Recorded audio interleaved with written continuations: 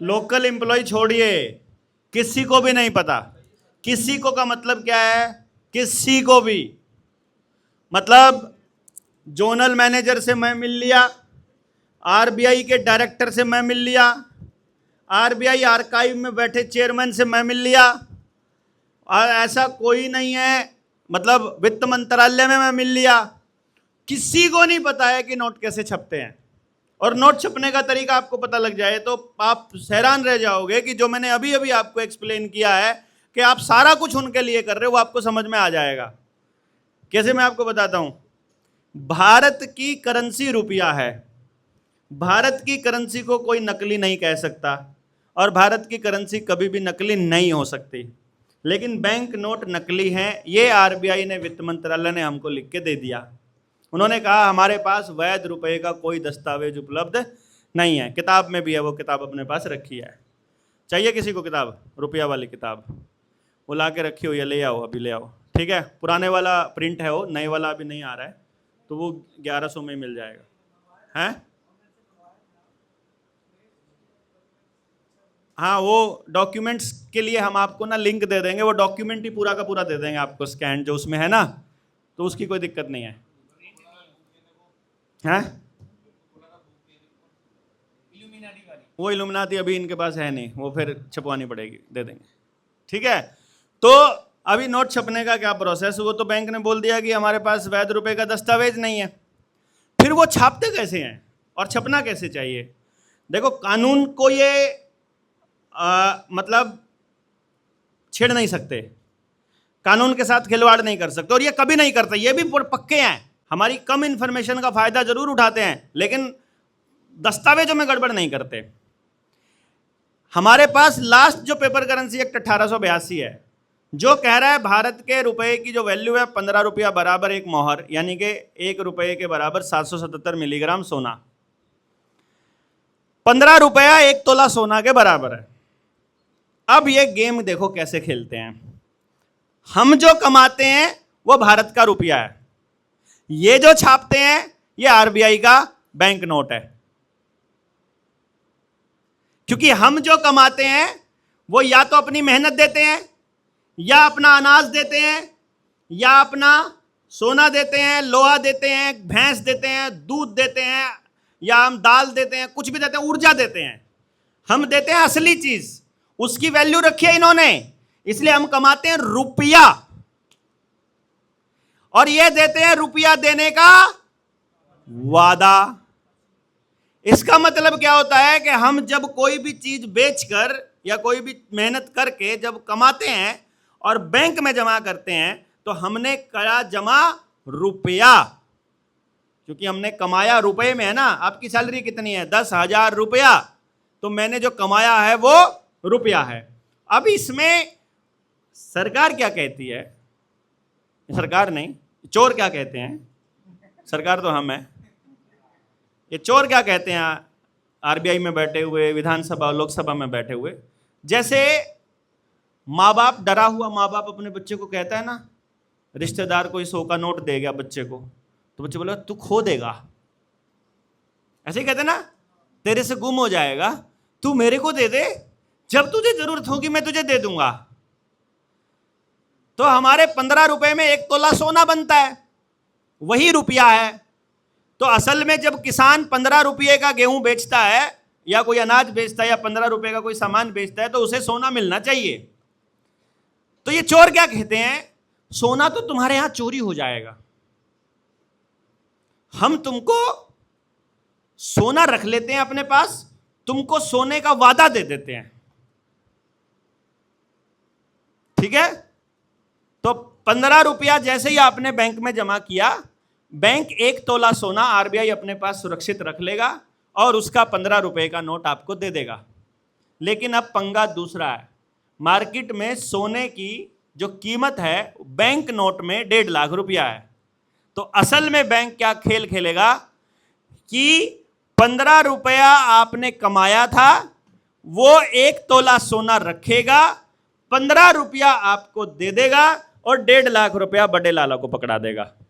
1.5 लाख रुपए के नोट कर्जे में, समझ गए आप? छापेगा 1.5 लाख, आपको मिलेगा 15 रुपया का नोट। नहीं समझेगा? दोबारा से समझाते हैं। आपने कोई सामान बेचा या मेहनत की और आपको मिला, अब मैं 15 को 150 में कर देता हूं।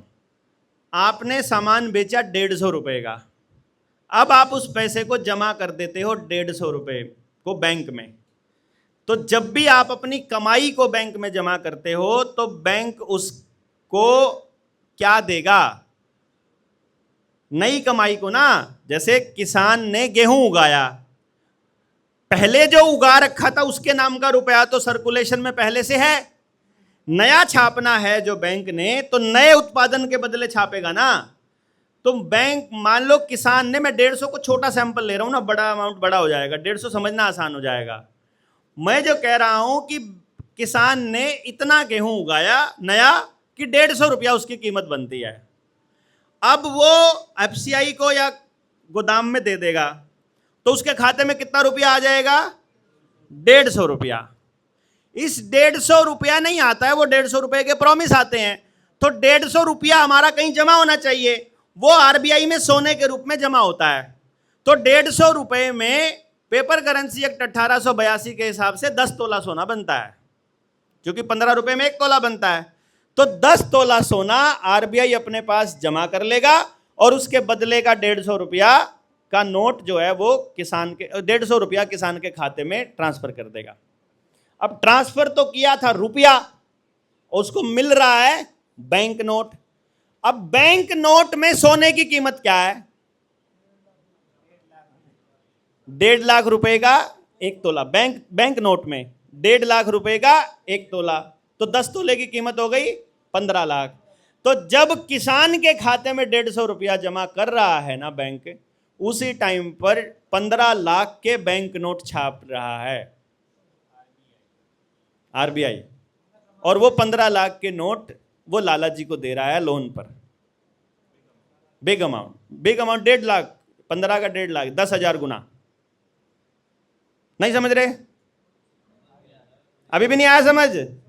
यानी कि आप बैंक में 1 रुपया जमा करते हो, उसके बदले में लाला जी को 10,000 रुपया मिलता है। हर आदमी 10,000 गुना लूटा जा रहा है, मैं ये कह रहा हूं। तब भी हम लोग पूरी तरह बर्बाद नहीं हुए। देखो कितने समृद्ध होंगे हम कभी। किताब पकड़ाना ये मैं ये इसलिए बता रहा हूं कि जब रानी का राज चल रहा था और वो जब हमारे देश में से आज़ाद लेकर के गए, इसमें हमने कुछ आंकड़े दिए हुए हैं। इन आंकड़ों के हिसाब से यदि आप देखोगे तो जिस दिन हमारे देश से वो लोग गए तब वो हमसे कितना पैसा लूट करके गए, इसका आंकड़ा पेज नंबर 31 पे हमने एक्सप्लेन किया हुआ है कि जिस वक्त 1947 में 15 अगस्त को अंग्रेज़ यहाँ से गए, उस टाइम पर अंग्रेज़ों की करेंसी चल रही थी। अंग्रेज़ों ने कहा तुम्हारे लिए 1934 में हमने आरबीआई बना दिया है, तो अब भारत वाले अपना रुपया खुद छाप लो बैंक नोट की शक्ल में। हम अपने वाला लेकर जाते हैं, और उनके वाला था चांदी और सोने का। मोहर थी सोने की और चांदी का था रुपया। और अगर उसको सारे की कीमत को उस टाइम पे वो जो रुपया था टोटल वो था 37,440 करोड़ रुपया। यानी हमको कह दिया कि 37,440 करोड़ रुपए के नोट छाप लो, हम अपने वाला ले जाते हैं। वो अपने वाला ले गए, उसको यदि सोने में तब्दील कर दे सारे को, तो उसमें सोना बनता है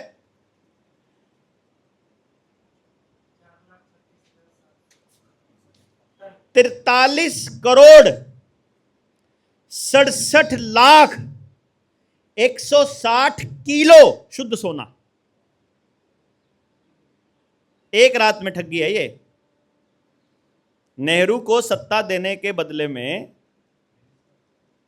ट्रांसफर ऑफ पावर देने के ये रिश्वत थी जो अंग्रेजों को दी गई थी, जो उस वक्त के मौजूदा ठेकेदारों ने सौदा किया था।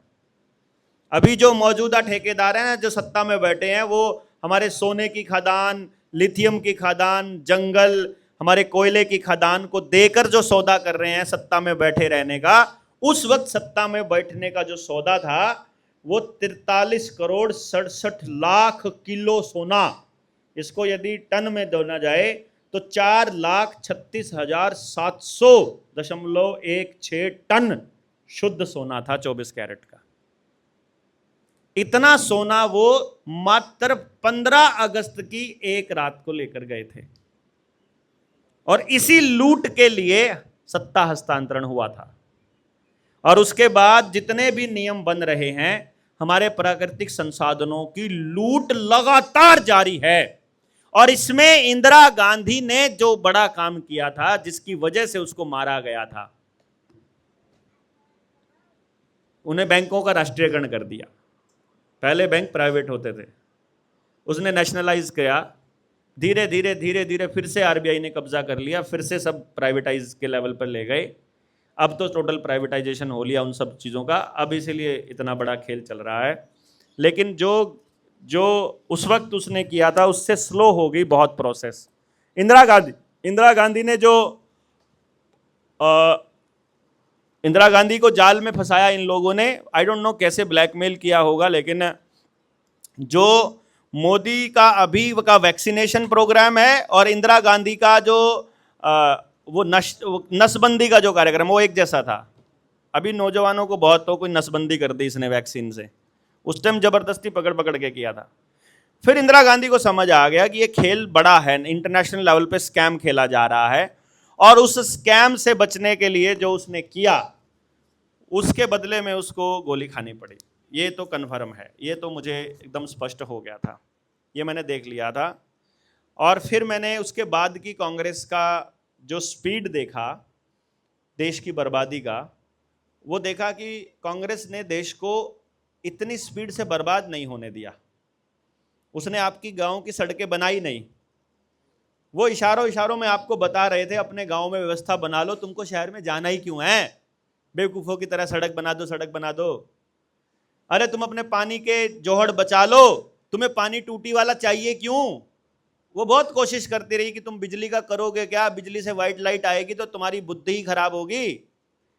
उसको पता था शायद, तो उसने दिया नहीं कहीं पर। आज भी देखोगे जमीर वाले लोग वहीं पर जिंदा हैं जिनका अपना पानी है, अपना बीज, और जो अभी अपने आसपास की चीज़ों से जो जिंदा हैं वही लोग जमीर वाले हैं। आज जहाँ पैसा आ गया वो तो सबसे बिकाऊ माल है, सबसे बिकाऊ आदमियों की श्रेणी में वही है जहाँ पैसा आ गया। हाईवे के नज़दीक वाला एरिया, सबसे डरपोक, कभी सवाल नहीं उठा सकते, अपने ही बच्चों के लिए गिड़गिड़ाते रहते हैं, अपने ही बच्चों, मतलब उनको रास्ता ही नहीं पता है।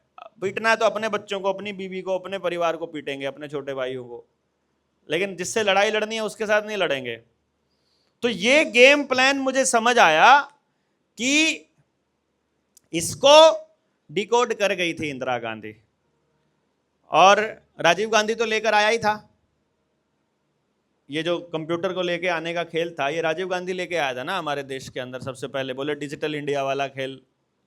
और ये मुझे लगता है इंदिरा गांधी को पसंद नहीं था कि तू फिर रॉकफेलर रोथस्चाइल्ड का एजेंट बन के काम कर रहा है, कंप्यूटर लेके आएगा तो बर्बाद करेगा सारे देश को, ठीक है ना। और फिर वो लिट्टे का नाम आ ही गया था फिर राजीव गांधी को उड़ाने में। फिर राजीव गांधी की बलि ली गई, फिर इंदिरा गांधी की भी बलि ली गई है। और ये सब चीज़ों को आप कैसे देखते हो मुझे नहीं पता, लेकिन ये पूरा इंटरनेशनल लेवल पर ही स्कैम चलता है। कोई भी व्यक्ति इस रुपए वाले मसले पर जब भी बोलता है उसको रगड़ा लगना तय है, वो लोग लगाते हैं। आप सब लोगों में से जो लोन वाले मसले पर पहली बार आए हैं, जिनको अपना आवेदन लगाना है क्या, किसी को कोई नंबर आपको पास नहीं है तो नोट कर लो, 7696 62 और 7656। दोबारा बोल देता हूं, 7696 62 7656। इस नंबर पे करेंगे आप व्हाट्सएप, कोई भी व्हाट्सएप कर दो, कुछ भी लिख के भेज दो, आपको आएगा एक रिटर्न मैसेज। रिटर्न मैसेज में आपको लिंक आ जाएगा, ये फॉर्म कैसे भरना है इसकी वीडियो आ जाएगी, और इस फॉर्म का लिंक आ जाएगा। उस फॉर्म को केवल हिंदी में भरना है, केवल और केवल हिंदी में भरना है। मतलब भर के जमा कर दो, आपका आवेदन आ जाएगा, किसको भेजना है, क्या बातें याद रखनी है, क्या क्या फंडा है जो आपको सवाल पूछना है, कौन सी रियलिटी है, वो सारी वीडियोस का लिंक आ जाएगा आपके पास, और बस उसको सुन लो और पता लगे कि आपको कौन सी वीडियोस देखनी है। अगर ये देखना है तो मेरा जो चैनल है निडर इंडिया वाला, उस चैनल पे एक प्ले लिस्ट है, उस प्ले लिस्ट में लिखा हुआ है जेएसएम से जुड़ने से पहले ये वीडियो देख लो।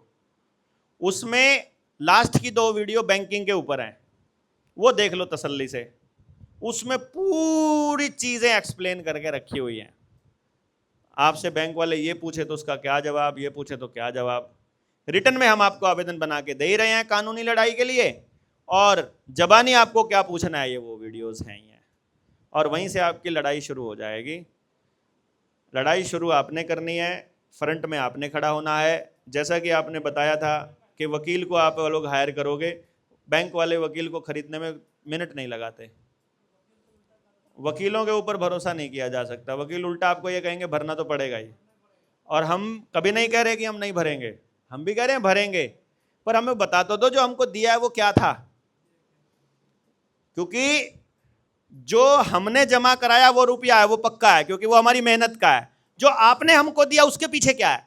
मैंने जो कमाया मेरे पीछे तो मेरा डंगर, दूध, अनाज, मेहनत, दिहाड़ी, वो सब कुछ है। तुमने जो लोन में दिया उसके पीछे क्या है? अगर उसका कोई मानक नहीं है तो वो कचरा है। कचरे के बदले मेहनत क्यों दूं? और यदि उसका मानक है तो बताओ क्या है। बस इतना तो मांगा है, बताने में क्या दिक्कत है?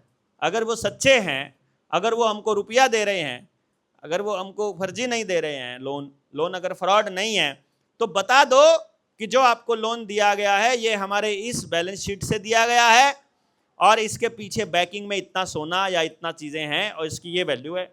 वैल्यू कुछ होती नहीं है। कबाड़ के बदले हमसे सारी मेहनत खरीद ली जाती है, ले ली जाती है, चूस ली जाती है, और हमको बर्बाद कर दिया जाता है। हम ऐसे नहीं अपनी बर्बादी आप लोगों के हाथों होने देंगे, ये पक्का है, और इसी लड़ाई को हमने अपने लास्ट तक लेकर के जाना है। रुपए के मसले को वो लोग बहुत लाइटली लेते हैं जिनका लोन नहीं है। उनको लगता है क्या यार, क्या रुपए का मसला छेड़ दिया है, खामखाई रोज की रोज कहते रहते हैं नोट नकली है।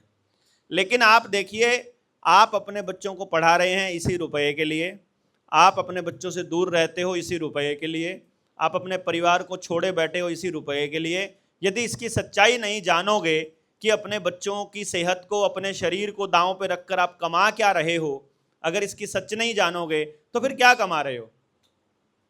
इसका सच जानो तो सही कि क्या कमाया और किस कीमत पर। This is a big question. आपको बैंक वाले झूठ बहकाते हैं कि आपके सिग्नेचर करे हुए हैं। देखो, एग्रीमेंट आपके साथ क्या हुआ है, आपने जो आवेदन दिया वो किस चीज का दिया है? 10 लाख रुपए का मांगा है। आपने उससे 15 लाख रुपया मांगा है।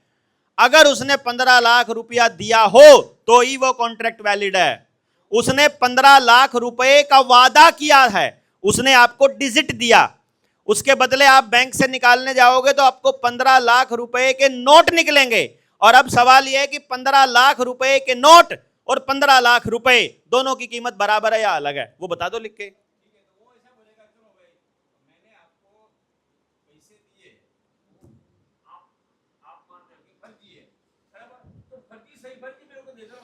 देखो, इन्होंने कहा कि वो कह रहा है कि फर्जी दिए हैं, फर्जी दे दो वापस। अगर वो ये कह रहा है, वो ये बात लिख कर दे रहा है या जबानी दे रहा है? तो जबान से दे रहा है, तो जैसे जबान से दे रहा है हम उसको यही कह रहे हैं कि आप यही बात हमें लिख कर दे दो। क्या दिक्कत है कहने में? क्यों फिर कहते ही मुंह पे थप्पड़ लगना चाहिए अगर लिख के नहीं दे रहा तो? जो बात वो लिख कर नहीं दे सकता वो बात कह क्यों रहा है? मैं जो कह रहा हूं मैं लिख कर देने को तैयार हूं, मैं एफिडेविट पे भी देने को तैयार। वो फ्रॉड है इसलिए नहीं लिख के दे रहा। हाँ तो फ्रॉड है, तो फ्रॉड के चक्कर में हम क्यों फंसेंगे? हम मेरा घर क्यों जाए फ्रॉड के चक्कर में? भाई हम क्या कह रहे हैं, वो ये कह रहा है कि हमने आपको डिजिट दिए, डिजिट दे दो, या वो कह रहा है हमने आपको नकली नोट दिए, नकली दे दो। मैं ये कह रहा हूं आप उससे यही लिखवा के ले लो कि हमने आपको डिजिट दिए थे, वो आप उससे ये लिखवा के ले लो हमने आपको बैंक नोट दिया था। आप सिर्फ ये 2 चीज लिखवा लो, वो वहीं फंस जाएगा। हाँ, अरे नहीं देता नहीं क्या, हमको तो 5 साल हो गए यार यही कहते हुए, तुम दे दो ना लिख करके। तुम यही मांग रहे हो कि डिजिट दिए थे डिजिट दे दो, तुम कहो लिख कर ये लिख दो।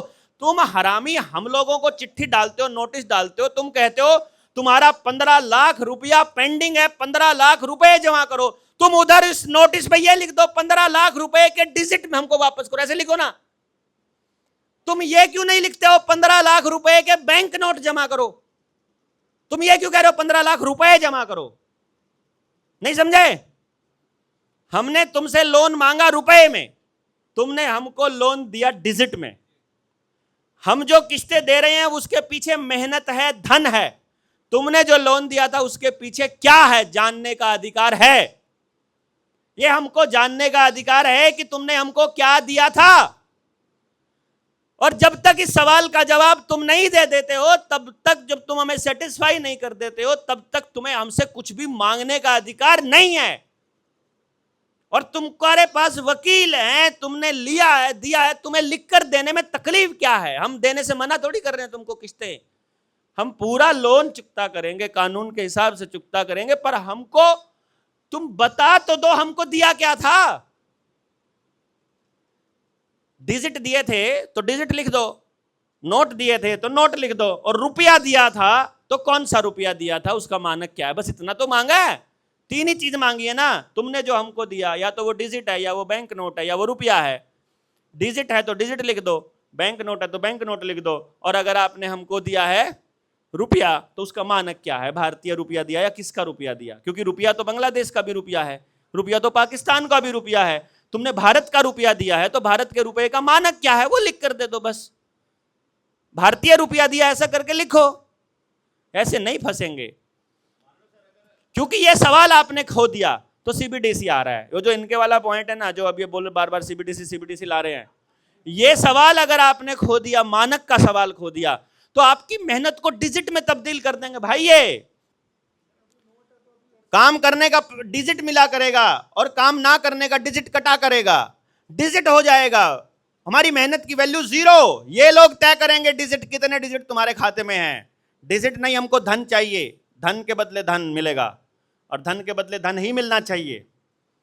हमारी सारा कुछ ले लिया और हमको कंगाल कर दिया, सारा भारत को कंगाल करने की तैयारी चल रही है। आज इस वक्त भी अगर सोना, कोयला, लिथियम, बॉक्साइट, लोहा, जितने ये भंडार हैं खादान के, और ये सीमेंट का, और ये रेत का, और ये पत्थर का, जितनी भी माइनिंग है, ये सारी रोक करके, अगर ये रुपया बाहर जाने से रोक दो, सिर्फ विदेश जाने से रोक दो, कुछ मत करो, सिर्फ आज रोक दो, हम लोग 10 साल के अंदर हर भारतीय के पास बेइंतहा पैसा हो सकता है, अगर उस पैसे को सिर्फ यहीं डिवाइड कर दो खाली। लेकिन नहीं, सबको पैसा वहां चाहिए। 140 करोड़ पॉपुलेशन प्रॉब्लम नहीं है, संसाधनों का अनइवन डिस्ट्रीब्यूशन प्रॉब्लम है। आदमी कभी प्रॉब्लम नहीं होता है, जनसंख्या प्रॉब्लम नहीं होती है, जनसंख्या सॉल्यूशन होता है। हम लोग 100 लोग 200 लोग यहां बैठे हैं, 200 लोगों का मतलब 200 दिमाग और 400 हाथ। 400 हाथ यार क्या कर दें पता भी नहीं चलता है, काम का ऐसे पता भी नहीं चलता। इसलिए ज्वाइंट फैमिली में हमें सब वेल्ले होते थे। जो मैं बोलता था ना कि ज्वाइंट फैमिली का पर्पस क्या था, कि सारा काम करके वो वेल्ले हैं, मतलब वो अब ध्यान आराम से बैठ सकते हैं, वो सो सकते हैं, वो कुदरत को निहार सकते हैं, वो खाली बैठे रह सकते हैं, वो एक डंगर को पूंछ मारते हुए देख सकते हैं कि वो पूंछ मार रहा है पिछले 10 मिनट से, वो उसको देख ही जा रहा है, उसके पूंछ का स्टाइल क्या है, तो उसको मजे, ठीक है, क्या दिक्कत है, हैं? वो मौज में है, क्या क्या टेंशन क्या है बिना मतलब। अभी अभी क्या खाना खाने का भी टाइम नहीं होता, भागो फटाफट टिफिन उठा के भागो, ये फिर भी लेट हो गए, फिर भी पल्ले कुछ नहीं है, सब कमा के उन्हीं को दे रहे हैं। अभी नोट चल रहे हैं, लड़ाई लड़ी जा सकती है, बैंकों में जमा करना बंद कर दो बस।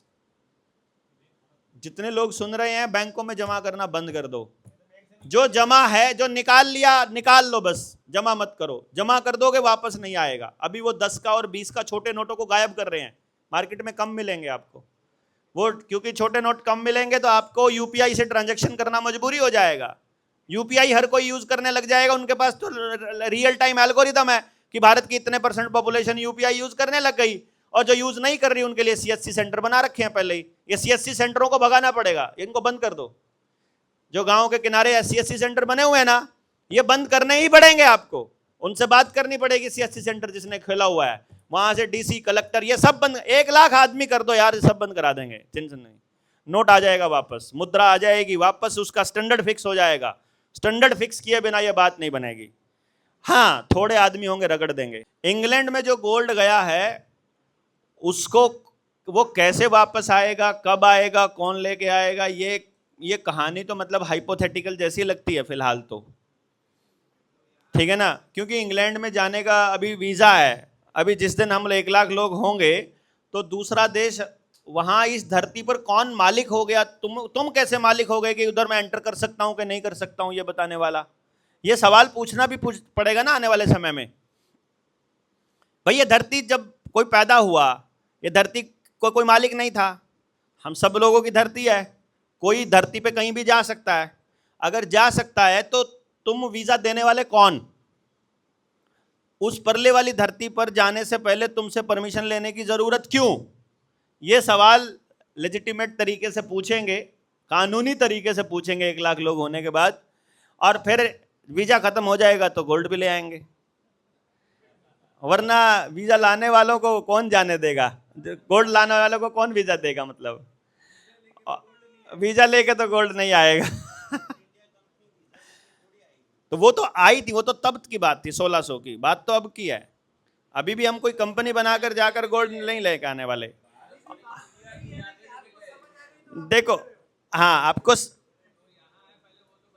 पहले जो हमारे पास अभी फिलहाल लूटने वाला है उसको बचा लेंगे, वही भी बड़ी बात है। वो उसके बाद भी हम लोग समृद्ध वापस सोने की चिड़िया हो सकते हैं। फिर हर घर में सोना हो सकता है, हैं? अभी अभी अभी अभी जो हमारे पास है इस वक्त भी। क्योंकि देखो कमाल क्या है, हमारे भारत की ही जमीन ऐसी है जो एक दाने का 400 दाना बना सकती है।